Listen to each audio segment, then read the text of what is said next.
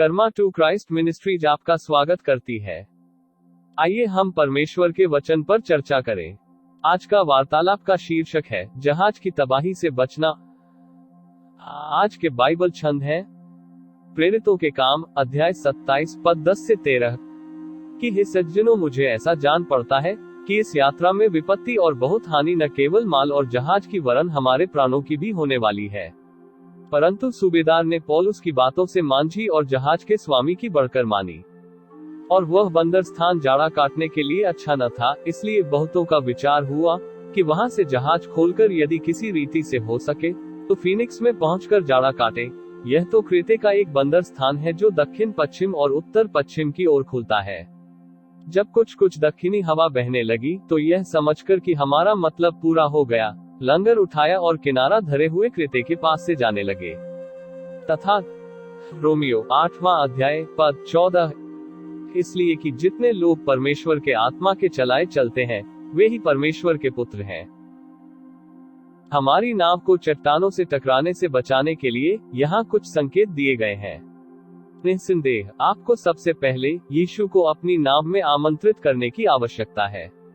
उसे कप्तान बनना है, न कि मदद करने वाला हाथ, या वह जिसके पास आप तभी जाते हैं जब आप खो जाते हैं या कोई तूफान आता है। हम परमेश्वर के साथ ऐसा करने के लिए प्रवृत्त होते हैं।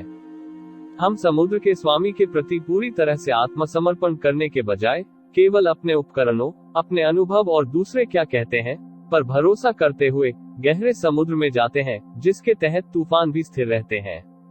प्रेरितों के काम अध्याय 27 में हमारे पास उन 3 जलपोतों में से एक की कहानी है जिसे प्रेरित पौलुस ने झेला था।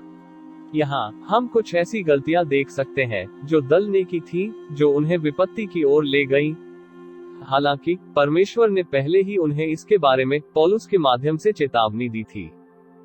सबसे पहले वे सहज या सुविधाजनक नहीं थे जहां उन्हें रहना चाहिए था। किसी भी दिशा में कदम रखने से पहले हमें परमेश्वर द्वारा हमें एक संकेत देने की प्रतीक्षा करनी चाहिए। असहज स्थिति या चुनौती के कारण हमारी भावनाओं या चिंता के आधार पर परमेश्वर हमारे लिए अपनी इच्छा को आधार नहीं बनाएगा। दूसरा, उन्होंने पौलुस द्वारा दी गई चेतावनी को नजरअंदाज कर दिया कि यदि वे नौकायन करने का निर्णय लेते हैं तो वे अपनी जान गंवा सकते हैं। इसके बजाय उन्होंने समुद्र में अपने अनुभव के कारण पुरुषों द्वारा कही गई बातों पर अपना विश्वास रखा। हमें परमेश्वर के भक्त की आज्ञा का पालन करने की आवश्यकता है, भले ही वह पूरी तरह से तर्कहीन या हमारे ज्ञान के विपरीत लगे। तीसरा, उन्होंने उस पर भरोसा किया जिसे उन्होंने सुरक्षा के संकेत के रूप में देखा या पाल के लिए अनुग्रह के रूप में देखा। अनदेखी भविष्य की अनदेखी करते हुए परमेश्वर ने उन्हें पहले ही पौल के माध्यम से चेतावनी दी थी। शैतान यह सुनिश्चित करने के लिए आपके लाभ के लिए काम भी कर सकता है कि आप परमेश्वर की तलाश न करें, और यह कि आपकी अंतिम मंजिल नरक होगी। बॉब गैस कहते हैं, यह विचार कि परिस्थितियां हमेशा परमेश्वर के मार्गदर्शन के अनुकूल रहेंगी बाइबल के सिद्धांतों पर आधारित नहीं है। परमेश्वर अक्सर आपको दुर्गम क्षेत्र से ले जाता है और वह आपको कभी भी कहीं भी नहीं ले जाएगा जिसके लिए उसके प्रावधान और सुरक्षा की आवश्यकता नहीं है। यदि आप परमेश्वर के बिना वहां पहुंच सकते हैं, तो उसने आपको नहीं भेजा। केवल परमेश्वर के सच्चे बच्चे ही पहले उसे खोजते हैं, पूरी तरह से उस पर निर्भर होते हैं और जो वह कहते हैं उसका पालन करते हैं। हमें विजय दिलाने की उसकी शक्ति पर संदेह नहीं करना चाहिए। आइए प्रार्थना करते हैं। स्वर्गीय पिता, आप एक ईश्वर हैं जो दूर है और दूर के ईश्वर नहीं है, ईश्वर जो हमेशा के लिए विराजमान है। हम आपकी प्रशंसा करते हैं। हम आज यीशु को अपनी नाव में आमंत्रित करते हैं और आपको पूर्ण नियंत्रण प्रदान करते हैं। हमें उस दूसरी ओर ले चलो जहां तूने हमारे लिए विश्राम और भलाई की तैयारी की है।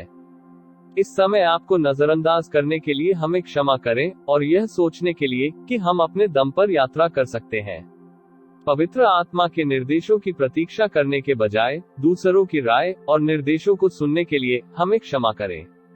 हमारी अवज्ञा की परवाह किए बिना हमें सुरक्षित रखने के लिए धन्यवाद।